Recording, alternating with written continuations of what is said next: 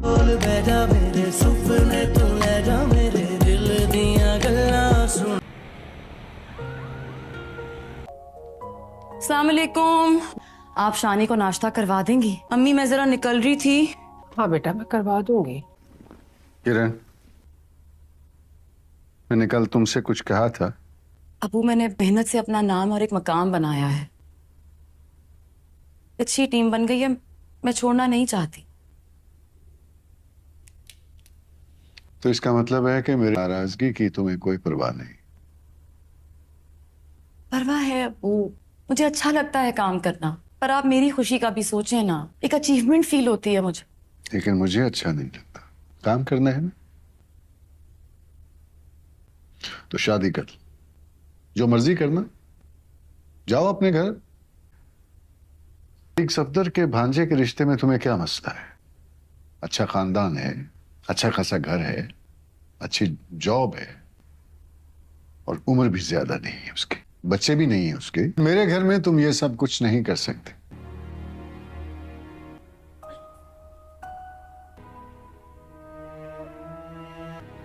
ठीक है अबू, मसला अगर अपने घर का है तो फिर शादी करके ही अपने घर क्यों जाऊं? मैं खुद भी अलग घर ले सकती हूँ, ढूंढ लेती हूँ कोई जगह अपने लिए।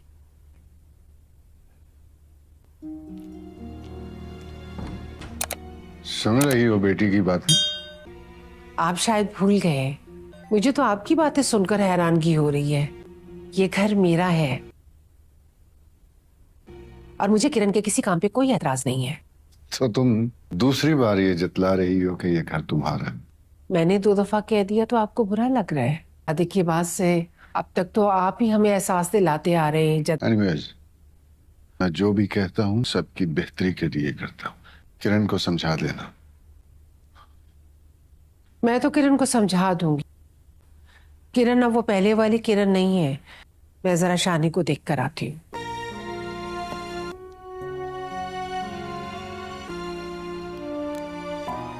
अब्बू चाहते हैं कि मैं शादी कर लूं। किरण को प्रेशराइज करना छोड़ दीजिए। बच्चे की माँ को खुद बच्चों का बाप एक्सेप्ट करने को राजी नहीं है। मुझे लगता है कि अब अगर शादी करनी है ना अपनी मर्जी से, तो सोच समझ कर करनी है, जबरदस्ती किसी के दबाव में आकर नहीं करनी। आजा तुझे ये बता दूं, मेरे लिए जरूरी के प्यार हो गया, तू यार हो गया। वहाँ पर हर वक्त मैं शकील, किरण और शानी को याद करती रही। तुम्हारी माँ भी इस घर में आई नहीं है कि नहीं है? बस कर दो फरियाद, माँ है मेरी। बस बहुत हो गया और बर्दाश्त नहीं करूंगी मैं। कि आने से पहले हमारे दरमियान फासले करने के लिए साजिशें करनी शुरू कर। रोती नहीं?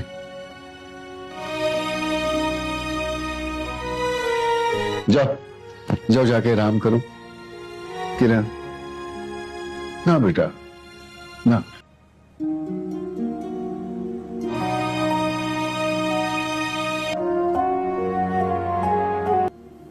साथी आते हुए चाय ले आना।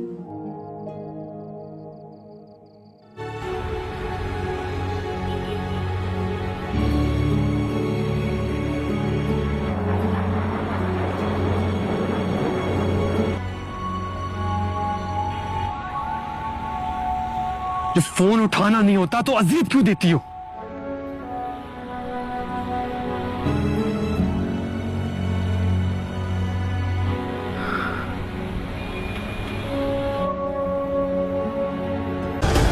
अम्मा सीरियल दस्तक में आप देखेंगे कि किरण जब अपने ऑफिस में जा रही होती है काम करने के लिए, क्योंकि उसने अपनी डाइवोर्स के बाद बहुत ही ज़्यादा मेहनत की, सिर्फ रोने धोने से उसे कुछ नहीं मिलना था। उसके मामू ने उसे बहुत ज़्यादा समझाया कि अब तुमने घर बैठ के फारिग क्या करना है, तुम्हारे पास ये बहुत अच्छी अपॉर्चुनिटी है, तुम इसको ज़ाया मत होने दो। इस तरह उसने अपनी बहुत ही अच्छी टीम बनाई और वो बहुत ही अच्छा टीम वर्क कर रही है।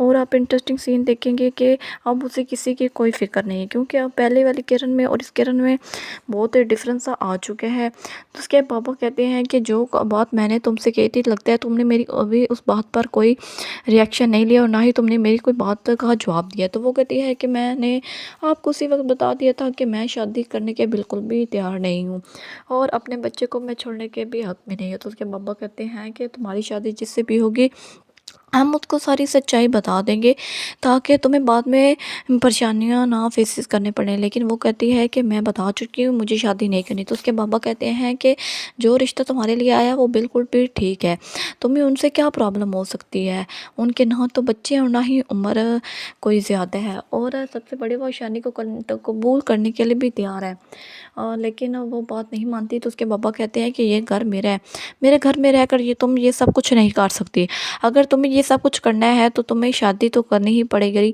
तो इस तरह किरण को बहुत ज़्यादा हैरानगी होती है कि उसके बाबा सिर्फ ये घर छोड़ने के लिए कह रहे हैं, इसलिए मुझे अपने बॉय से उतारने के लिए कह रहे हैं। तो किरण को बहुत ज़्यादा गुस्सा आता है। तो वो अपनी माँ की तरफ देखती है और अपने डैड को कहती है कि अगर आपको मसला है इस घर में रहने से मेरे, तो मैं कहीं और चला जाती हूँ, लेकिन शादी तो मैं भी नहीं करूँगी। इस तरह वो बहुत गुस्से में जाती है और अपनी माँ से कहती है कि आप शानी का ख्याल रखेंगी क्योंकि मुझे आते वक्त थोड़ी लेट हो जाएगी, और वहाँ से चली जाती है। तो उसकी माँ कहती है कि आपको क्या ज़रूरत है सुबह सुबह ये सब कुछ कहने की, वो पहले ही बहुत ज़्यादा टेंशन में है। तो वो किसी की बात नहीं सुनते और कहते हैं कि तुम्हें किरण को समझाने की बजाय मुझे बातें सुना रही हो, ये घर मेरा है। लेकिन उसकी बीवी कहती है कि आप सोचने से पहले बोल दिया करें ये घर किसका है, ये घर मेरा है और मेरे नाम ही है। तो इस तरह उसके हस्बैंड कहते हैं कि तुम मुझे ये कितनी बार जतलाओगी कि ये घर तुम्हारा है, मैं तुम्हारी कोई बात नहीं सुनना चाहता, लेकिन तुम फिर भी बातें करना शुरू हो जाती हो। यहाँ पर लोग इंटरेस्टिंग सीन देखेंगे कि इनकी सच्चाई बहुत जल्द सामने आने वाली है। किरण को अभी तक नहीं पता कि उसके मामा ने जो घर उनके नाम करवाया था उसके डैड के यहाँ हाथ में लग चुका है, बल्कि उसकी माँ के हाथ कुछ भी नहीं लगा। वो लोग तो ख़ुद को महफूज समझ रही हैं, लेकिन उनके पास कुछ भी नहीं है। इस तरह किरण की जो सास थी वो कहती है कि मुझे शानी की बहुत ज़्यादा याद आती है और वहाँ पर मैं बिल्कुल भी नहीं रह सकती। आप इंटरेस्टिंग सीन देखेंगे कि सैफ को भी अपनी गलती का बहुत जल्द एहसास हो जाएगा और उसके बाद उसके पास पछताने के अलावा कुछ भी नहीं होगा, क्योंकि वो उसने किसी की बात नहीं सुनी और आज जो हाई खुद ही कर गया। और आप देखेंगे कि जब उसकी फरियाल जो है बीवी वो बात करती है उसकी माँ से, बहुत ही बदतमीज़ी से बात करती है जो वो बिल्कुल भी बर्दाश्त नहीं कर सकता। तो उसे कहते हैं कि वो मेरी माँ है और वो बहुत ही दिनों बाद आई हैं, तो मैं क्या ज़रूरत थी ये सब कुछ कहने की। तो वो बहुत माइंड कर जाती है और कहती है कि तुम क्यों मेरे रिश्ते को ख़राब कर रहे हो, अगर हमारी शादी को दिन ही कितने हुए हैं कि तुमने ये सब पाबंदियाँ मुझ पर लगाना शुरू कर दी हैं। फरियाल उसे कहती है कि तुम्हारी माँ जाने से पहले हम दोनों के दरमियान जो क्लैश और डिफरेंसेस पैदा कर रही है, इस तरह हम कभी भी एक दूसरे के साथ खुश नहीं रह सकते।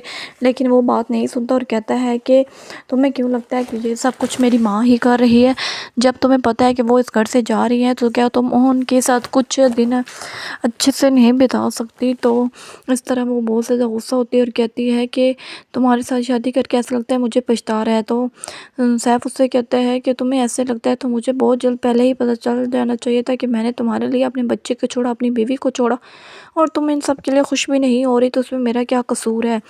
तो आप इंटरेस्टिंग सीन देखेंगे कि सारा और उसकी माँ बहुत ज़्यादा परेशान हो जाएगी और वो अपनी माँ को अपने पास बुला लेगी, क्योंकि उसने भाई ने जो कुछ करना था वो सब कुछ कर चुके हैं। उसके बाप के डेथ के बाद सारी जिम्मेदारी उस पर थी, लेकिन उसने किसी जिम्मेदारी को बिल्कुल भी नहीं निभाया और वहाँ से भाग निकला। आप देखेंगे कि अली बेटा ये जो सड़क पर सफ़ेद और स्याह लकीरें हैं इन्हें ज़ेब्रा क्रॉसिंग कहते हैं। सड़क हमेशा ज़ेब्रा क्रॉसिंग से पार करनी चाहिए।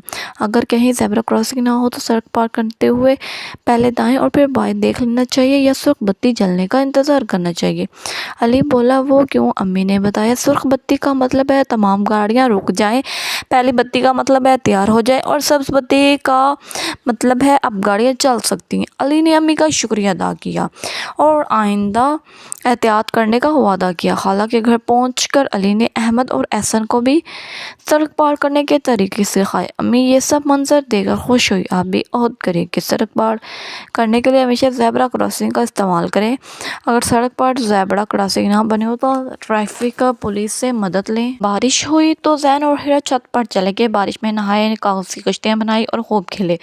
बारिश रुकी तो अम्मी भी छत पर आ गई। जैन की नज़र आसमान पर पड़ी तो बोला वो आसमान पर क्या नज़र आ रहा है?